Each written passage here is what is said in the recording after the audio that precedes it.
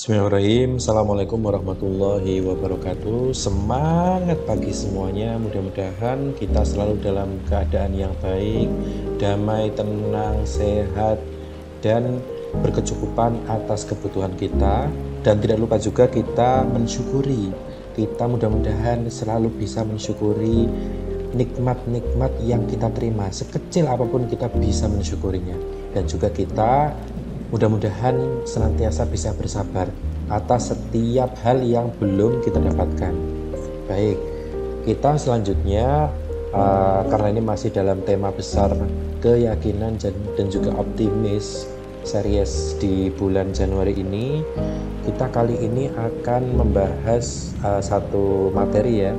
Jadi ada pertanyaan, apakah orang-orang yang sukses itu pernah gagal? Apakah orang-orang yang memiliki income tiap bulan sudah fix ya, sudah selama ini mendapatkan income 100 juta misalnya 100 juta tiap bulan itu pernah gagal? Apakah orang yang terbiasa atau di tabungannya memiliki harta miliaran, 10 miliar, 100 miliar, bahkan sampai triliunan itu apakah mereka pernah gagal? Pertanyaannya kan seperti itu. Kita ingin tahu nih, orang-orang sukses ini perlu memberikan ilmu-ilmu kepada kita semua. Saya pikir itu hal yang sangat positif ya. Orang-orang yang sukses secara dunia, sukses secara karir, sukses secara bisnis, sukses secara kebermanfaatan. Saya pikir mereka perlu banyak ya, sering-sering berbicara. Baik itu berbicara hal yang besar maupun sesederhana mungkin ya. Pertanyaannya, apakah orang-orang sukses itu pernah gagal? Nah, kemudian jawabannya begini. Kita semua itu mungkin perlu bertanya kembali ya. Loh, kenapa bertanya kembali? Sebenarnya kegagalan yang keberapa yang kita ingin dengar? Wah, jadi pertanyaannya bukan apakah mereka pernah gagal, tapi pertanyaannya itu kegagalan yang keberapa yang pengen kita dengar. Jadi kegagalan itu adalah sahabat ya, atau bahkan guru bagi orang-orang sukses, orang-orang yang sudah memiliki kecukupan dalam banyak hal. Oleh karena itu penting sekali kita juga tidak merasa minder ya, tidak merasa kita juga rendah diri, kita merasa inferior. Bahkan yang paling repot adalah kita nggak bisa mengambil motivasi, mengambil energi positif dari orang-orang yang sudah sukses. Itu tentu saja kegagalan bagi kita. Karena melihat orang yang sukses, melihat orang yang memiliki pandangan yang positif, melihat orang yang energik, orang yang optimis, yang memiliki ambisi kebermanfaatan bagi orang banyak, kita itu perlu memiliki kacamata yang memang ingin meniru, ingin belajar. Jadi hal seperti itu yang perlu kita latih terus ya, bukan malah nyinyir, bukan malah kita mencari aibnya orang lain. Nggak perlu teman-teman sekalian. Sepertinya beberapa konten kita sebelumnya juga sudah membahas ya, kita tidak perlu menyibukkan diri dari melihat problem orang lain. Bahkan kalau kita fokus saja memperbaiki kapasitas kita, memperbaiki diri kita, memperbaiki kemampuan kita, maka kalau kita sibuk itu kita sudah tidak ingat lagi untuk membahas problem orang lain. Kita sudah habis waktunya. Nah, oleh karena itu kita justru ketika ada pertanyaan apakah orang-orang sukses itu pernah gagal ya? Apakah orang-orang yang sangat kaya itu pernah gagal? Maka pertanyaannya, kegagalan yang mana yang pengen kita dengar?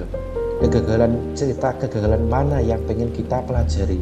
Karena sungguhnya kalau kita semakin kaya akan cerita-cerita kegagalan orang sukses, maka mudah-mudahan justru malah itu akan semakin mempercepat kita mencapai doa-doa kita, akan semakin mempercepat kita untuk meraih terkabulnya setiap doa kita.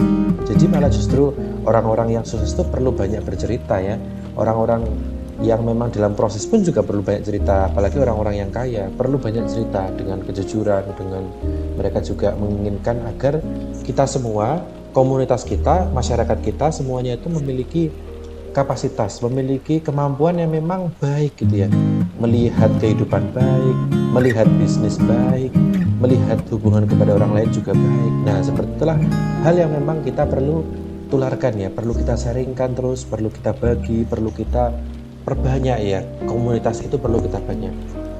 Nah, silakan teman-teman sekalian komen di bawah, kira-kira teman-teman ini ada keinginan atau doa seperti apa sih yang mau kita dukung bersama ya, agar kita semua itu memiliki komitmen. Karena setiap kita punya doa, kita bahkan bisa menyampaikan kepada orang lain, saya punya doa ini, saya punya keinginan ini, saya punya impian ini. Maka sejatinya itu adalah penghujam keyakinan untuk diri kita masing-masing. Kita tuh memang sedang berkontemplasi, kita sedang menginstal doa itu ke diri kita, bahwa saya bertanggung jawab, bahkan saya sangat serius dengan doa saya sangat serius dengan keinginan saya, bahkan saya akan berubah sesuai dengan arah doa saya. Nah, seperti itu. Jadi kalau orang-orang sukses jangan ditanya lagi mereka gagal keberapa, atau apakah mereka pernah gagal atau tidak. Pasti mereka pernah gagal, bahkan pertanyaannya justru kita pengen dengar gagal yang keberapa, sudah berkali-kali gagal. Karena baik, selanjutnya kita perlu mempelajari tentang agar kita bisa maju, maka kita perlu yakin pada diri sendiri, teguh pendirian, percaya diri untuk melaksanakan setiap keyakinan itu.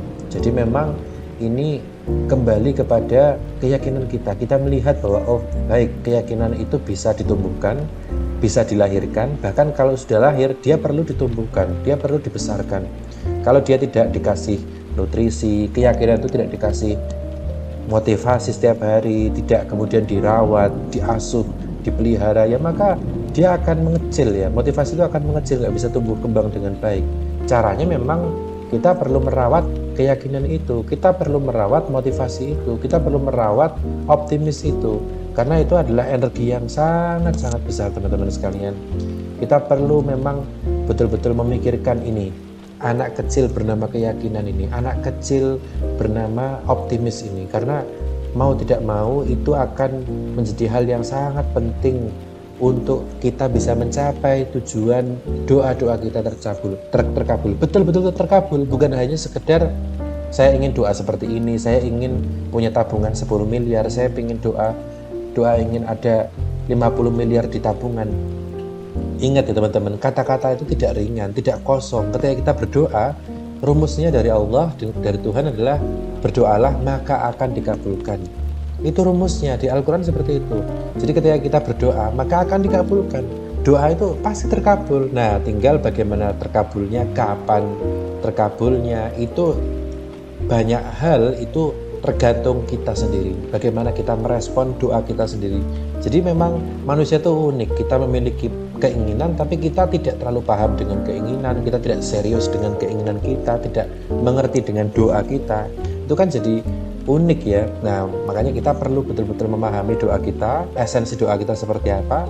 Kemudian kita betul-betul berkomitmen, berkeyakinan bahwa doa kita pasti akan terkabul dan kita akan terbuka jalan untuk menuju kemana doa itu akan terkabul. Nah, jadi hal-hal sedemikian itulah yang membuat kita itu akan bertambah keyakinan, bertambah teguh pendirian, dan ketika nanti ada badai, dan pasti ada badai, pasti ada kegagalan, maka kita akan tahu cara untuk bangkit, tahu cara untuk belajar bagaimana kita mempertahankan keyakinan kita, tahu bagaimana kita memang harus belajar dari setiap kegagalan kita, karena kegagalan itu juga sama pastinya dengan terkabulnya doa kita, sama pastinya. Makanya kita tidak boleh, kalau bisa tidak boleh kemudian kita loyo ya, tidak boleh kemudian lemas, karena itu boleh dikata dalam kutip agak buang-buang waktu ibaratnya. Padahal waktu itu adalah hal yang sangat penting bagi kita. Setiap hari kita memiliki waktu 15 jam teman-teman sekalian. Dari 24 jam itu 9 jam untuk tidur dan keperluan pribadi, maka yang 15 jam adalah bagaimana kita bisa mengoptimalkan diri kita, semua potensi kita yang tidak kita jangkau ya. Potensi kita itu lebih besar daripada yang bisa kita bayangkan. Kalau kita bisa mengoptimalkan semua potensi kita, maka tercapainya doa itu, kita terbentang doa itu akan semakin terbuka lebar. Saya pengen income 100 juta tiap bulan, sangat boleh dan sangat bisa. Kalau waktunya kapan itu tergantung dari bagaimana keyakinan kita, dan itu akan mewujud bagaimana amal kita, bagaimana perilaku kita, bagaimana kebiasaan kita memang sesuatu yang baru. Kita akan bekerja atau mungkin berpikiran atau menghadapi sesuatu yang pasti baru, bertemu dengan orang yang baru, cara pandangnya baru. Bahkan bisa jadi kita bertemu dengan orang-orang lama tapi memperlakukan orang itu dengan cara yang baru. Nah, itulah bagaimana doa kita itu sesungguhnya sudah pelan-pelan itu akan terwujud ya. Jadi sangat penting sekali kita memiliki keyakinan yang perlu terus ditambah dan terus dipelihara. Alhamdulillahirabbil alamin.